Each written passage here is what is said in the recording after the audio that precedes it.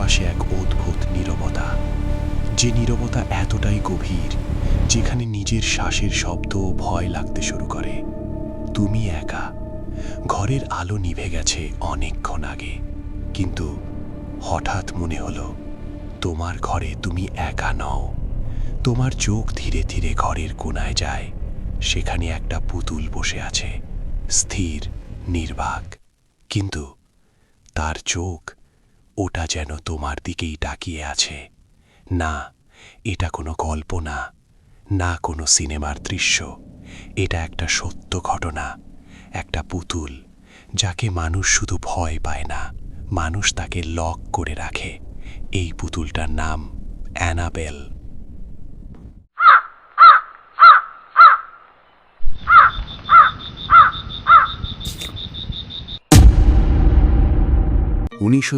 সাল, ইউনাইটেড স্টেটসের এক ছোট্ট শহর।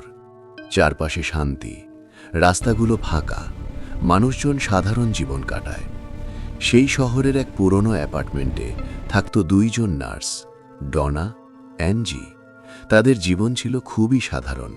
সকালে হসপিটাল, রাতে ক্লান্ত শরীর নিয়ে ফেরা, তারপর একটু গল্প, হাসি আর ছোট ছোট স্বপ্ন। কিন্তু তারা জানত না তাদের জীবন খুব শীঘ্রই বদলে যেতে চলেছে। একদিন ডনা তার মায়ের কাছ থেকে একটা গিফট পেল, একটা পুতুল, কাপড়ের তৈরি, লাল চুল, হালকা হাসি, নিরীহ চোখ, অ্যানাবেল ডল। কেউ দেখলে বলবে এটা তো হার্মলেস। ডনা হেসে পুতুলটাকে নিজের বিছানার পাশে রেখে দিল।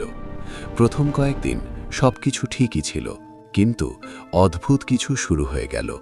নীরবতার ভেতরে পরিবর্তন। একদিন কাজ থেকে ফিরে ডনা দেখল পুতুলটা যেখানে ছিল সেখানে নেই। সে অবাক হয়ে অ্যানজিকে জিজ্ঞেস করল, তুই কি এটা সরিয়েছিস? অ্যানজি কপাল কুঁচকে বলল, না তো, আমি তো ছুঁইও নি। দুজনেই একটু থমকে গেল, কিন্তু বিষয়টা হালকা করে উড়িয়ে দিল, হয়তো ভুলে গেছি। পরের দিন একই ঘটনা। এইবার পুতুলটা শুধু জায়গা বদলায়নি, ওটা অন্য রুমে গিয়ে বসেছিল। দরজা ভেতর থেকে বন্ধ ছিল, জানালাও বন্ধ, কেউ ঢোকেনি। তবুও ওটা সেখানে কিভাবে গেল? ঘরের ভেতর তখন এক অদ্ভুত ঠান্ডা। মনে হচ্ছিল কেউ যেন তাকিয়ে আছে। Help me. দিন যেতে লাগল।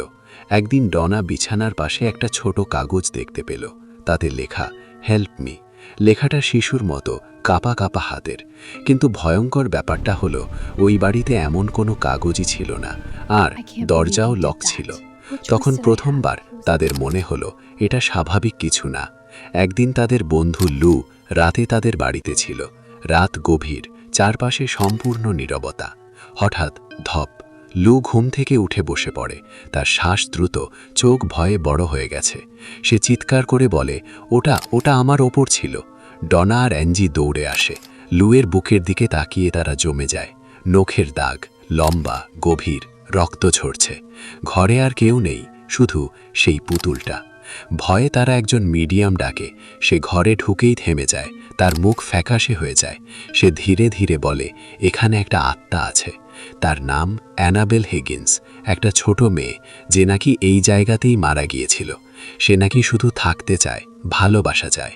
ডনা আর অ্যানজি সহানুভূতিতে নরম হয়ে যায়। ঠিক আছে, ও থাকুক, কিন্তু এটাই ছিল তাদের সবচেয়ে বড় ভুল। এরপর ঘটনাগুলো আরও ভয়ঙ্কর হয়ে ওঠে। পুতুলটা শুধু নড়াচড়া করত না, ও যেন রিয়্যাক্ট করতে শুরু করলো। রাতে দরজা নিজে নিজে খুলে যেত, দেয়ালে শব্দ হতো, ফিস ফিস আওয়াজ।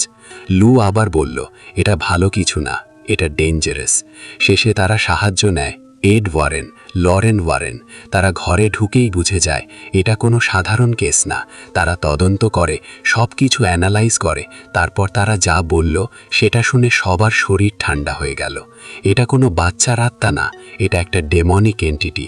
এটা তোমাদের বিশ্বাস জিতেছে, যাতে এটা তোমাদের মধ্যে ঢুকতে পারে। ওয়ারেন দম্পতি পুতুলটাকে নিয়ে যায়। আজও এটা রাখা আছে অকাল্ট মিউজিয়ামে, একটা গ্লাস কেসের ভিতরে। তার ওপর বড় করে লেখা, ডু নট ওপেন। কারণ এটা শুধু একটা পুতুল না। একজন লোক একদিন ওই পুতুলটাকে দেখে হেসে বলেছিল, এটা কিছুই না। ওয়ারেন তাকে সতর্ক করেছিল, কিন্তু সে শোনেনি। কিছুক্ষণ পর সে বাইক অ্যাক্সিডেন্টে মারা যায়। আজও সেই পুতুলটা আছে। কেউ কেউ বলে রাতে ওটার চোখ নড়ে, কখনো কখনো ওটা হাসে, আর সবচেয়ে ভয়ঙ্কর, কেউ যদি বেশিক্ষণ তাকিয়ে থাকে তাহলে ও তার সাথে কথা বলে। এখন তুমি একা বসেই গল্পটা শুনছ, চারপাশে নীরবতা। হয়তো তোমার ঘরেও কোনো পুতুল আছে, অথবা কোনো কিছু যেটা তোমার দিকে তাকিয়ে আছে, স্থির, কিন্তু সত্যিই কি স্থির? তুমি কি বিশ্বাস করো অ্যানাবেল ডল সত্যি, নাকি এটা শুধু একটা গল্প?